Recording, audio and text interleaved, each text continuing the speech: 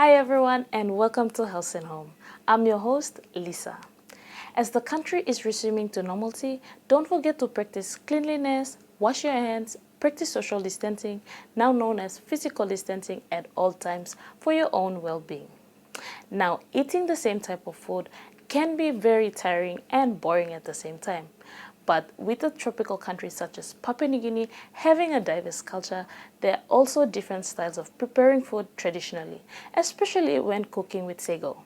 Now, let's join Chef Jack as he prepares sago wrapped with corned beef. Enjoy. Hello and good night, Papua New Guinea, and welcome to Cooking with Jag. Tonight I have a very special recipe to show you all, and it's one of PNG's favorite food, and it's one of our staple food from where I come from. That's from the Gulf province. And tonight we'll be cooking with sago. And the sago is going to be wrapped in the snipper palm leaf and it will be stuffed with our favorite corned beef. So let's start with our ingredients. We have 500 grams of sago here, and our capsicum, the red, yellow, and green. I cut them in long strips. Some diced onion and garlic, and our corned beef. So I'm going to start with our corned beef. I'm going to add some onions. Let's throw in all the onions first.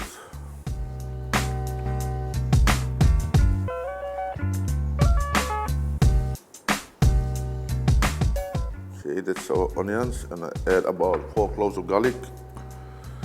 This is just to give our corned beef a bit of more flavor. Let us mix it around. Make sure to get all the onion and garlic mixed into the corned beef.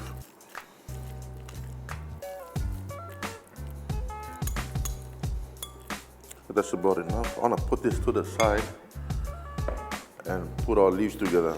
Now for these snipper palm leaves, when you go to the market, don't just go in and pick whatever leaf you see that's in the market. Make sure to pick the light green one, or it holds more moisture and doesn't bend quickly on the fire. So what I want to do, I'm going to fold it in half. I broke some broomsticks to hold it in together, so I'm going to fold it in half like this. Make sure equally in half. Fold one side in, like overlap it. Hold this part back, hold it in. And then we're going to start by threading it through with the broomstick. So you push it in, double both sides, and out the other side. See, holds up the leaf in place. So we're going to just go through all of it.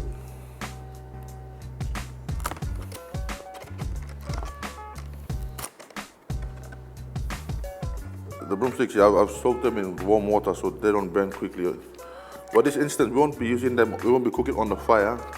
We'll be cooking in our oven.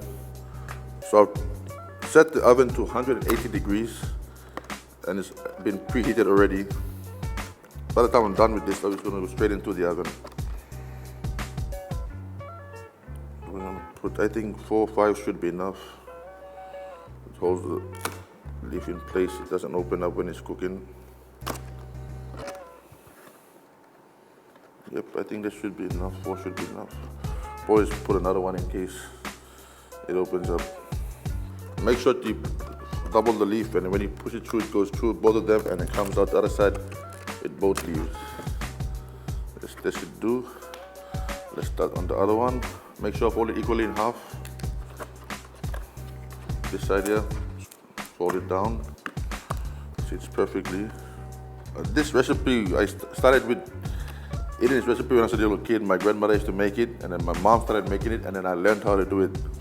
We mostly had it with quinoa shell. We had quinoa shells stuffed on the inside, and then we started using a chicken cocktail, and we started adding lamb and beef, and then we started experimenting with all kinds of protein in it. Today I decided, why not we try to use corned beef? It's one of PNG's favorite canned meat, so it's better to try it out with a different style of cooking. So let's just sew up our leaves.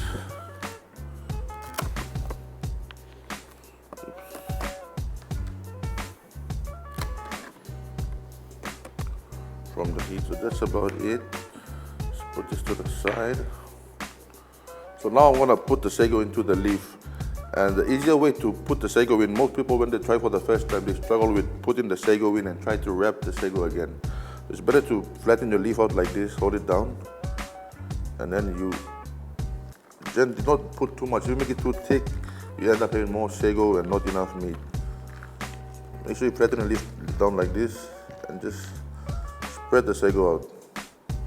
So what it does, when you fold the leaf, the sago just falls in and covers up the meat. So not too much, just about enough. You want to spread it out. One thing about sago, when you cook it, it swells up. So if you put a lot, it's going to get really thick when you cook it. Just fill in those little gaps where you see that are open. Put some up on the outside. And then just pat it down so it stays stuck to the leaf. It doesn't fall off when you accidentally move the leaf around. Okay, it's time to add our corned beef. Let's move this to the side. I use a spoon. Just light right in the middle.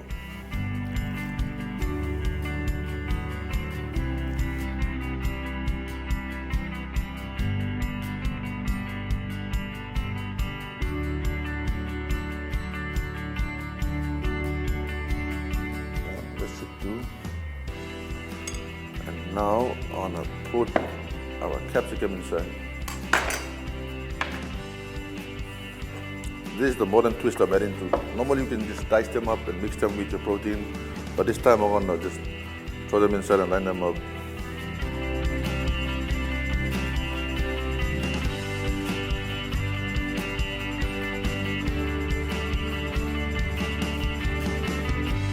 That's about it. So don't overstuff your sago. You might end up looking for space to close it. I've learned, I get excited sometimes and put a lot of meat and a lot of other ingredients inside, and when I try to close it now, I struggle to close it. So you see what I mean by spreading the sago on the outside? When you close it, it sits perfectly, it just covers up everything. So just give it a bit of squeeze like this, and the sago sits perfectly on the inside. So now what you're just going to do is you're going to add the sago at the top like this. Just cover it at the top. Sago again.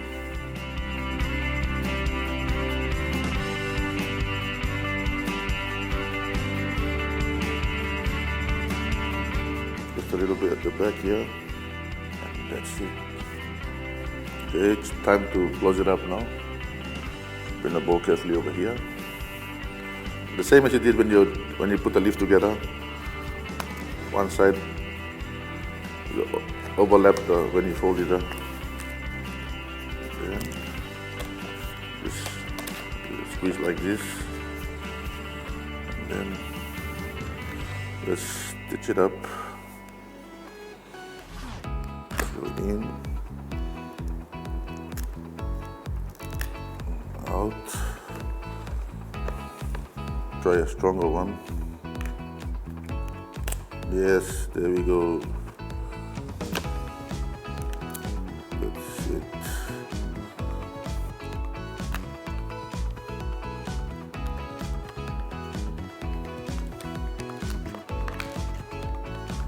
Then now we're just gonna hold it to all of them. Now I've closed it off now. I went through all the leaves. You see the other side is closed off so it doesn't fall out. So that's one. Now let's move on to the other one.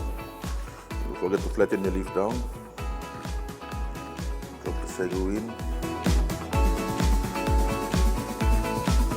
Okay, so just slightly spread out the sago evenly on the side. So I mentioned earlier, when you close up the leaf, it easily covers up the meat on the inside.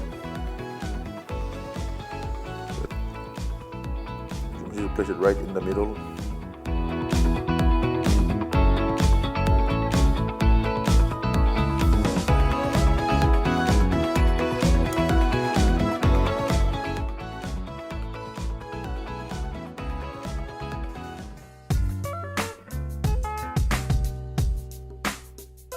Okay, that's about it. Now it's time to fold our sago. Just add some sago to cover the top. And slowly sprinkle them on top.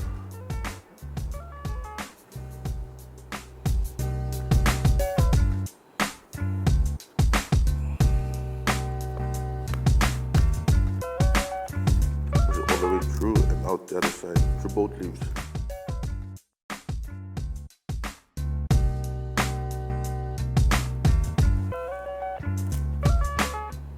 For the last one, make sure to push it all the way through to the other side and back into the other side, so it pulls off the sago, doesn't pour out when you're cooking or turning it around over the fire. So our sago is ready for the oven now, but before you put it into the oven, I'm just gonna cut the ends of the leaf off so it sits in the oven without taking up too much space. That should do. So our sago is gonna go into the oven now. We're gonna put it in for about 20-25 minutes at 180 degrees.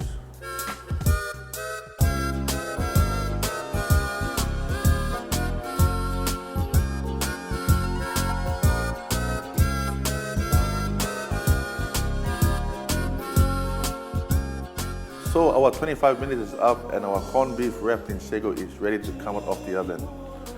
Let's go take it out. Let's put our oven off.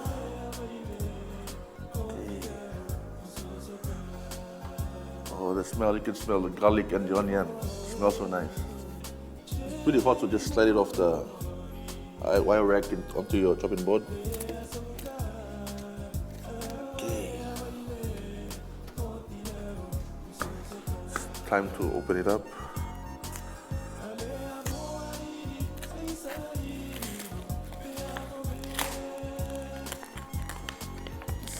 Smells so nice.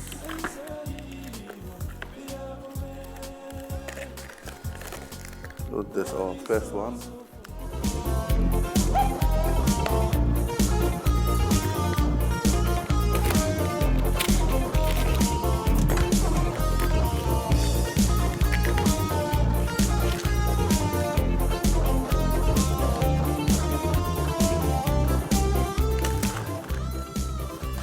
Okay, it's time to plate up our corned beef wrapped in sago.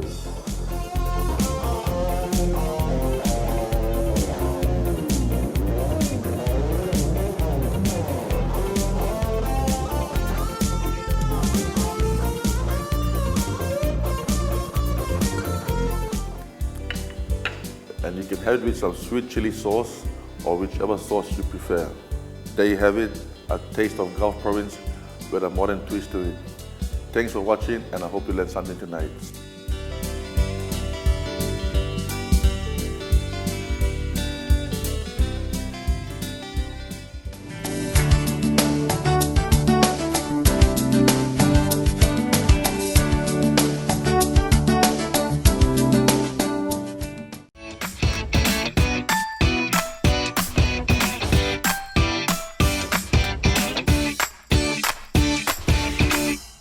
Welcome back. Now, keeping your minds healthy and focused during this global pandemic can really help you go through life smoothly with a better peace of mind. The word depression, believe it or not, it's quite common and it can hit anyone at any time. And it's not a sign of weakness, and it's not something that should be ignored. Dr. Ambi has some very important advice on how you can deal with depression.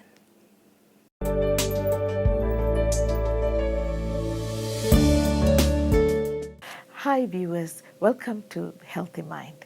Well, I want to tell you, we're going to talk about depression today. Well, many of you find out that what is depression today, and I want all of you who hear this topic today to stay healthy and look after yourself and enjoy your life. Why I chose depression today is all about depression is going to be the leading cause of disability. If you look at the World Bank, they have talked about depression is one of the leading mental health issue, which many of us in different culture don't want to get to know what is depression, and we continue to suffer silently. Well, depression is also, you must have it also, it's a very common response to many negative things would have happened in your life.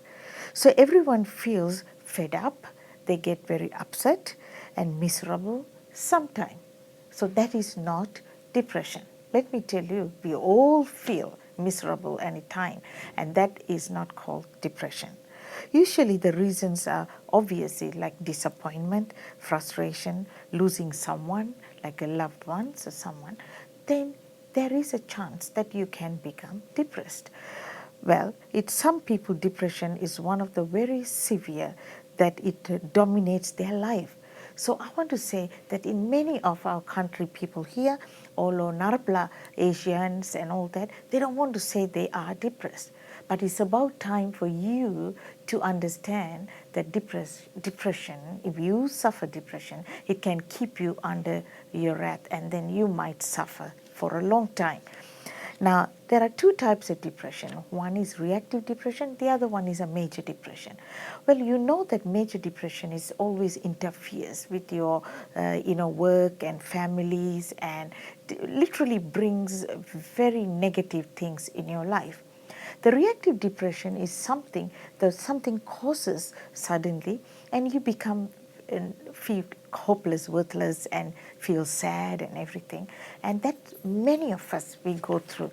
Like major depression can come from, like your generation to generation. But the minor depression is just because of suffering.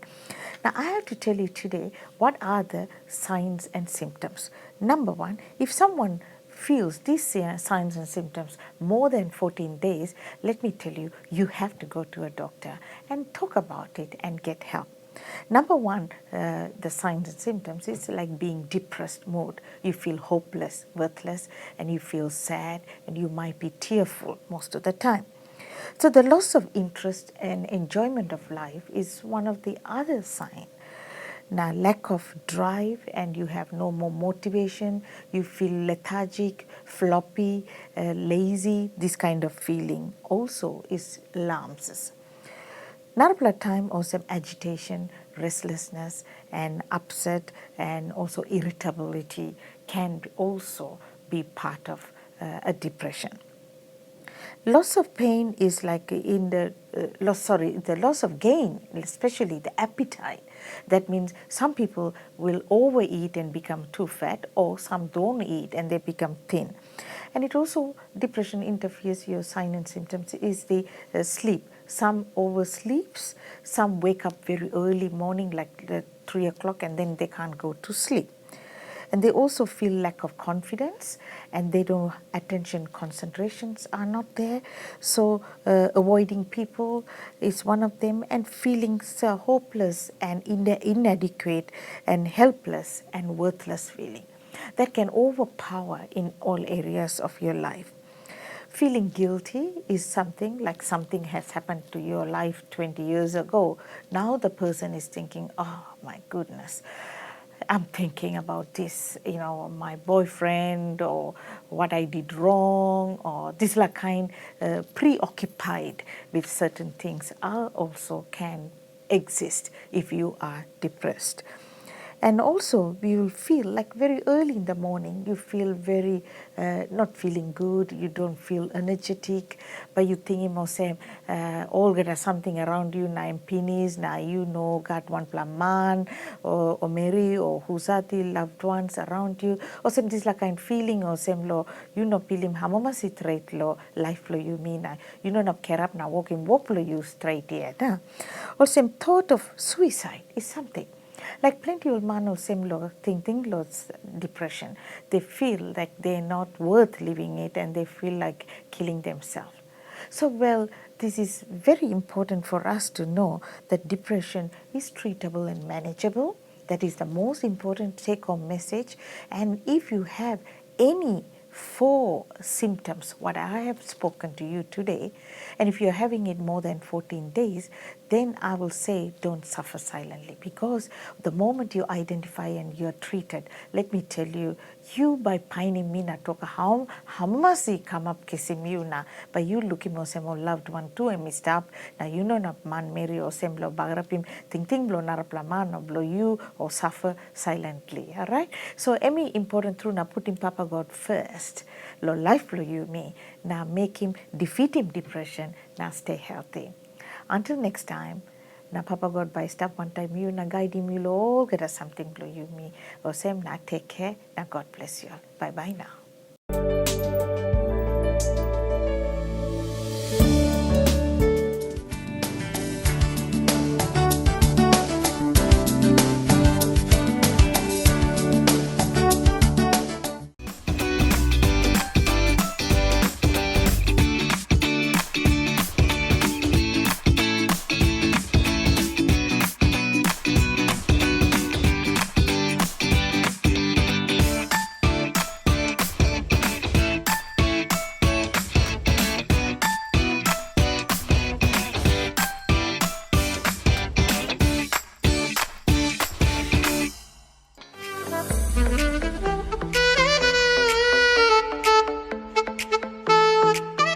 Hello everyone, my name is Nesta. Welcome to Quickstitch.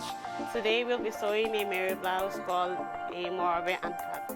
Here's what you will need to sew a Mary blouse. You will need a fabric, a rayon fabric, a scissors, and your sewing machine. You can use your electric sewing machine, but I have a hand machine, so I'll be using an hand machine today. Let's get started. So here's how we will cut the fabric.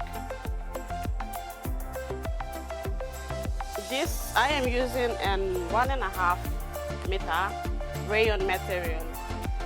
So you place your material.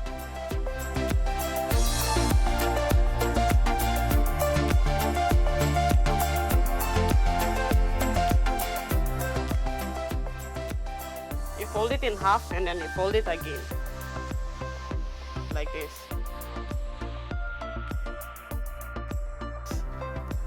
Okay. First we'll cut the gathering. That's the bottom part.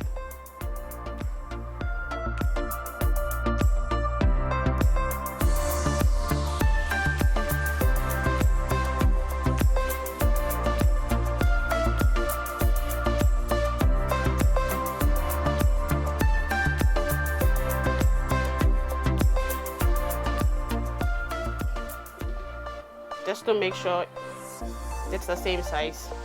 You put the other one at the side and you cut.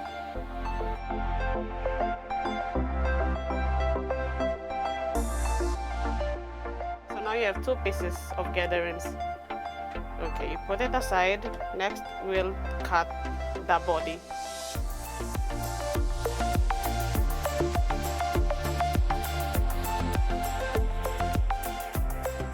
It's up to you if you want to sew long. If you want the length to be long or if you want it short, it's your. But today we're gonna cut the short one, a short Mary blouse. So we would cut the half away, not a half, but just this little piece here, like this.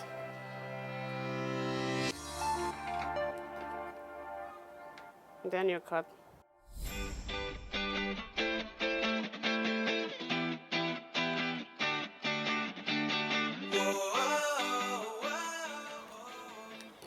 So this part is your body. This is a short Mary blouse, so it's short. But if you want it long, you can make it long. You can leave it as that. So this is your body. We'll start cut the side. If you're big in size and your arm is big, the triangle, when you want to cut, the triangle will be big. You can cut from here, you see, if you're big in size. But if you're small, if your size is small, your triangle will be small, like this. Okay, so we'll cut now.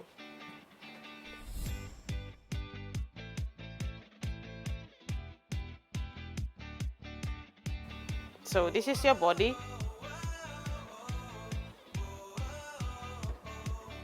And this is your gathering. So this part here that we have cut, we'll use it to do the handle and the neck. This part here.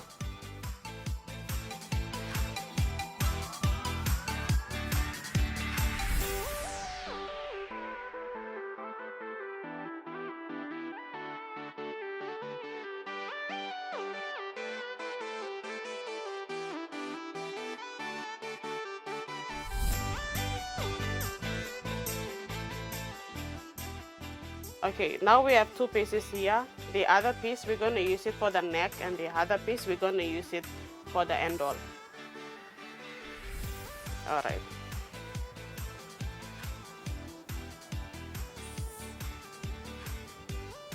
We get the body. You can use a measuring tape to get the size of your neck. But today I'm just gonna cut because I am used to just cut. I don't use a measuring tape to cut. So I'll be doing my size today.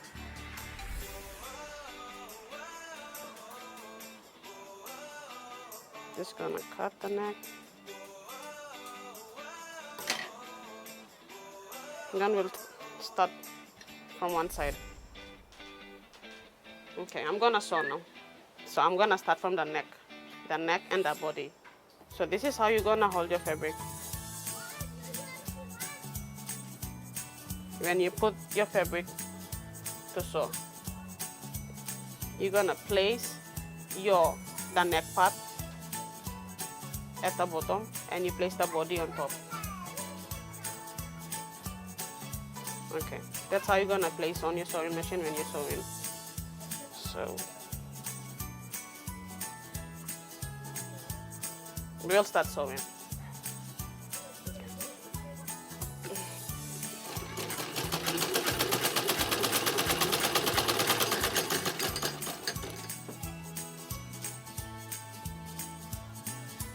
Make sure to balance when you sew, that the gatherings you do, the end of the body must meet the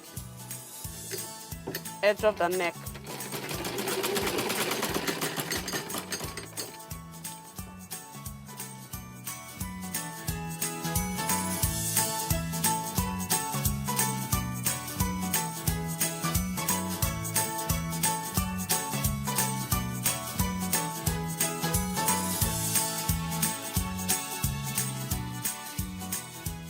Okay, this is what it looks like when you join the neck piece to the body.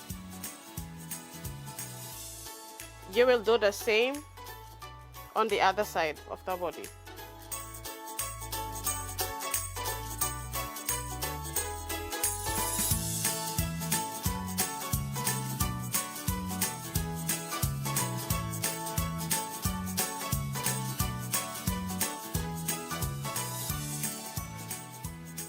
Okay, now we'll sew the handle. You put your fabric, the body part, and you place the handle, the piece of handle onto the body from the edge.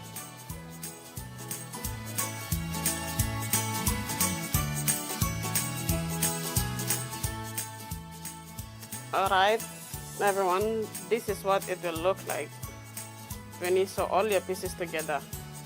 Now we will have to fold the sides and sew this side and the other side.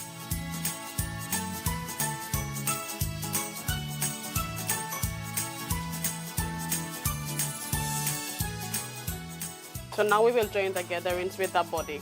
That's the last thing we will do.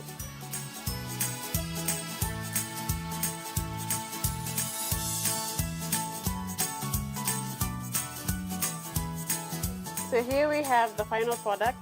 This will only take you 30 to 40 minutes to do this at home. It's very simple and it's very good for ladies to wear it around during the day when it's hot. Until then, you can catch us on the other side.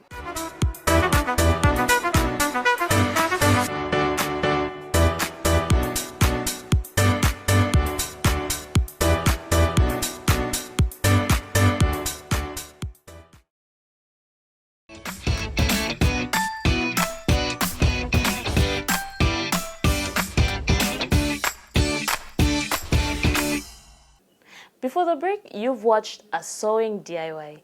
Now, coming up, we have phone X, so if you're not someone that owns a phone, I'm sure you'd like to try this. Hi everyone and welcome to LIFX. For this edition, I'll be showing you some hacks using an everyday object and some of us probably can't live without it. Can you guess what it is? It's a cell phone. So let's get into it. Are you a sleeper? Are you a heavy sleeper? That's what I meant. Well, this hack is just for you. You will need a glass and a cell phone. First, set your alarm to your wake-up time and place it in a glass. The reflection in the water will reflect gentle lights that will not bother you.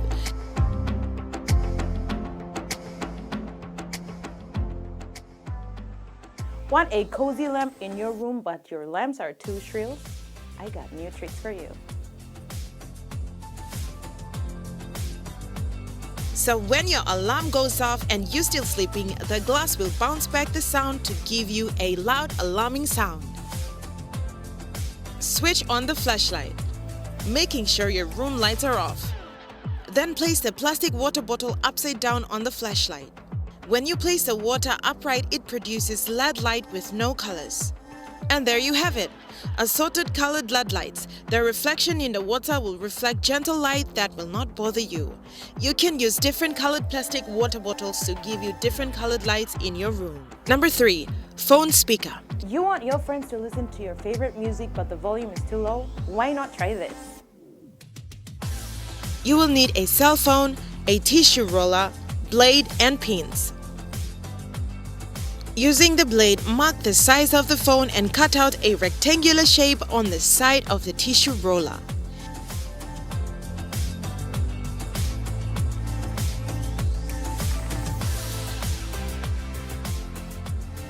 Then play the music and place the phone in the roller.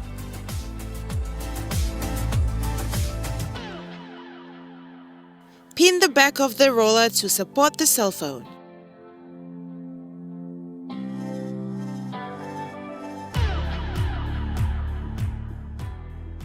Now play the music and enjoy.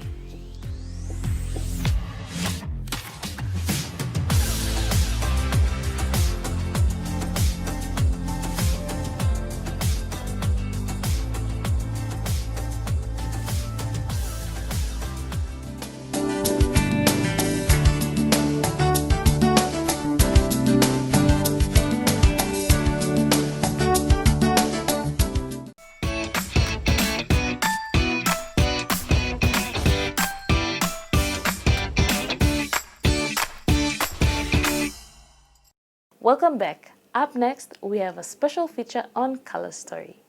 For those of you who are new to this segment, well, Color Story is a segment where we feature very skillful and talented individuals who make a living out of their own crafts.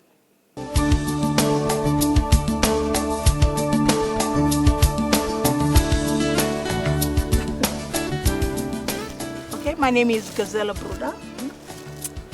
I am extremely old and I'm from, I'm mixed parentage of Tolai and Mekeo and Wabada. Yeah, I graduated from what was the National Art School, became the Faculty of Creative Arts under UPNG 21 years ago. Right. And I've been a professional artist ever since. And it's the only life I know. I like to get my hands dirty. Different artists have different ways of how they feel truly expresses themselves. And what I'm doing in adding texture to my canvas, this is what I call adding texture. I can use this. If I have sand, I will use sand. I will use anything, buttons. I like recycling material. Nothing is wasted. I like to add it. If I could, I would stick a couple of mobile phones onto it. You know, and I use glass, I use mirrors, I crush things. I just like that. I like having texture. So what kind of artist are you and what are you specialized in? For me, I'm a fine artist. I'm actually a printmaker. Printmaking is a different method again, comes to art. The printing of newspapers, typesetting, and all these are derived from printmaking. They're part of printmaking, like screen printing. That's a method that derives from printmaking. And printmaking is all about getting an image off a plate using a special roller or a press to press an image onto paper. And it's a very traditional method. I'm specialized in it. I'm one of the only specialized printmakers. In art school, when you took fine arts, a fine artist generally would be someone who can do sculpting, painting, and printmaking.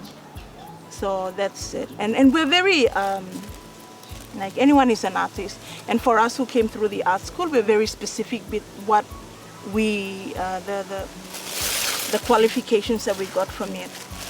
You know, and we also were trained in the history of art and understanding all the different techniques and methods that come with the area of art. So what are the challenges that you face in your work? I think gender comes into play here.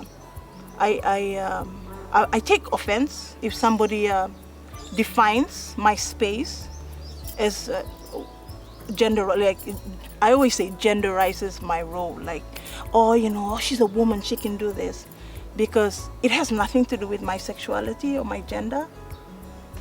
You have a talent and you're a human being and you have an opportunity to use a platform to say something, to contribute to a discussion. And I think one of the things that I've had to work really hard to overcome and to be able to find my place in is as an artist, as a contemporary fine artist in Papua New Guinea. The challenges that have come with it, or when people would compliment me, like, oh, you fit Mary, you not paint also man. Oh, that's actually something that really, you know, I don't like that, because I'm as capable, I'm as able as a man. I can draw. True. I can draw as well as any man. And it has nothing to do with the fact that I'm a woman. It has to do that we all have these talents, and it's how we use it and how we progress with our talents. And that's the thing. That's, I think, like any role in Papua New Guinea, you know, you always have to go against the grain in having to try and make a point and make yourself stand out, because automatically people define, you know, they have this division of labor. They start defining what role is masculine and what role is feminine. And that's something that I think in the 21 years that I've been doing this, I've found my space. And a lot of the artists who know me very well, and I'm really good friends with most of them, they know that with me it has nothing to do with you man or you Mary. It has to do with how hardworking are you, how creative, how original, you know. I know you're a mom, so how do you handle both being a mother and work? I always say, how do my kids handle it? Yeah. You know, like I always find that my kids have to find a way to manage with me, my schedule. I've been a mom straight out of university. When I started my professional career, my first exhibition was when my daughter, my firstborn, she's 21 now, she was 5 months old, 6 months old when I had my first professional exhibition with Jane Werner, Winnie Weowa, Angie Bessiaro, Julie Mota. You know, there was this small group of us women artists, and we had our first exhibition, and my daughter was just a baby, and she's literally just, so this is normal for them. This is our normal. Yeah, so it's normal if we go shopping and I spend most of the money on art material, and they know they have to share it with me. So it's something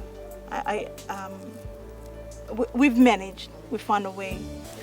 So what is the most rewarding thing out of the work that you do? In having to be a graphic designer, you understand as a customer, their input and how their satisfaction is extremely important to the value of your work and how it's appreciated.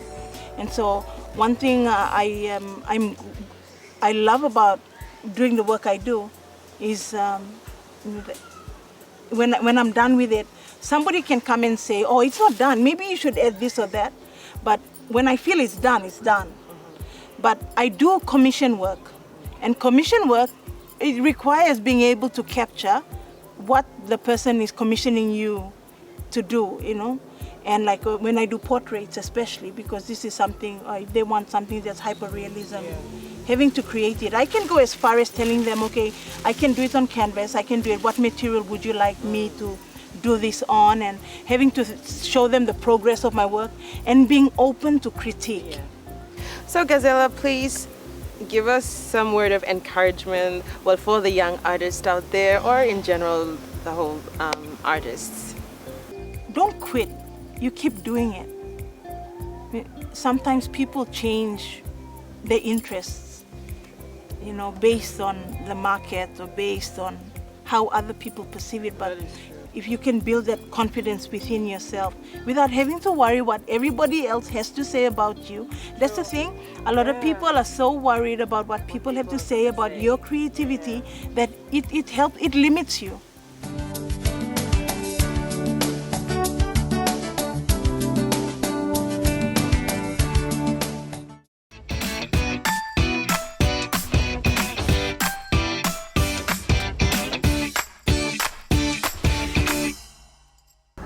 I love just touching soil, weeding and transplanting and all that.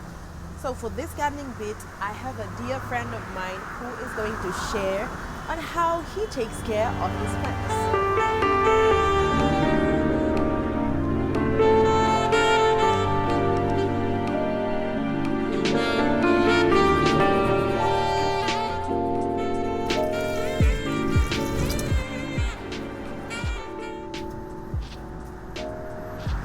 Hello, my name is Jacob. I come from Central Province. I come from Hula in the Central Province. And I work with Scripture Union. Scripture Union is a faith-based organization.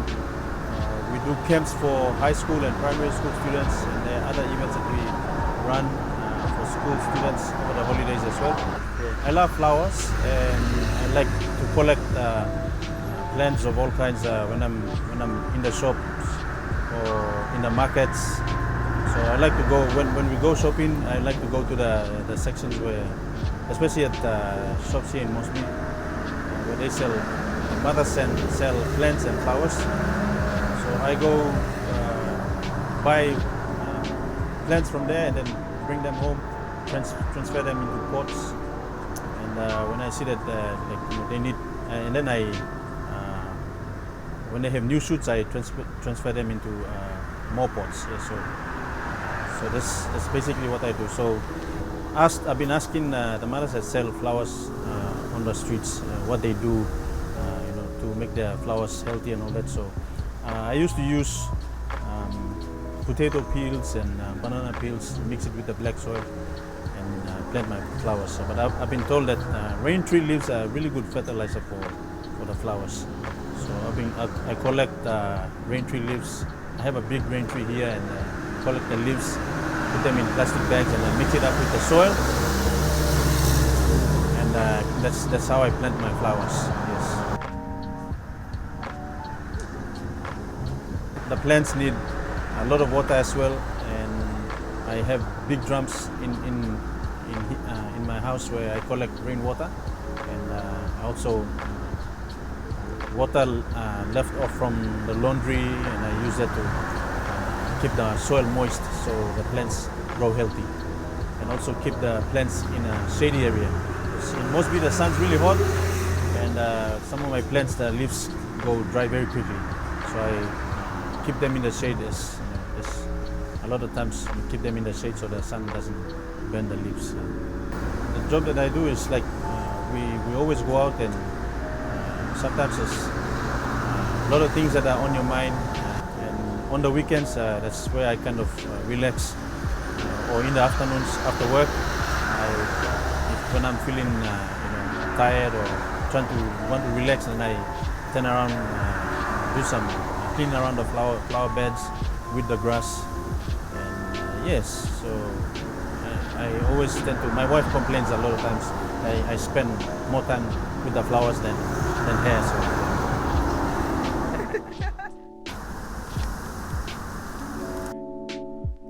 I really need to learn the names of the plants. I don't really know the names of the plants. I've tried going into YouTube and checking on some places. I've got mainly leafy plants, not so much of flowery plants. Yeah. So yes, basically, but I really need to learn how to the names of the plants. Yeah, well, I get a lot of positive feedbacks from people who visit us, even students or some of our volunteers, or when we have visitors who come around, they see the place and it looks really colorful and it's really green, so they admire the place. And it kind of, pushes me to continue, looking after the plants and nurturing them and all that. It also, like people who live around here, it's a good place. It gives us a fresh air, and we know that we're right next to the road, and there's a lot of cars go by. You can hear the noise of the vehicles there. The plants kind of give a good fresh air from the ones that the vehicles give off. I think I've got some good collection, and I usually go around where on the roadsides where people sell flowers, and then I see if whatever I don't have, I try to buy that. And I've seen that, like, I've got some good collections here because a few of my friends come and I also give them flowers, and a lot of people who, especially mothers who walk by and then they admire the flowers and they said, I want this, so I give them flowers here. So I give them cutaways. Black soil is really good for plants, and sometimes when I use other soil, sometimes the soil can be clay, and plants won't really grow well. So I try to use black soil a lot of times when I'm planting, and mix it up with some, like when you buy food from the market, like cocoa, potatoes, bananas, and you get the peels. And I have a bucket where I keep all my peels and mix it with the soil every now and then. So then when I'm planting, I use some of those compost as fertilizer to mix with the soil. Yeah, I think too much sun can dry up the soil quickly. Sometimes when I don't water the plants for a week, you see that the pot, the soil in the pot is very dry, and then the plants tend to die or wither, and then so it's good to keep the, they need a bit of sunlight, but also should have like a shade over them, just to, so the heat in Mosby is too much for the plants. So it's good to have a garden in your yard, or have a collection of plants and flowers, because after a hard day's work, it would be good to relax in your garden, have some fresh air from all the trouble or the pressures of the day, and it's a good place to relax and have fresh thoughts, prepare yourself for what's ahead for the next day.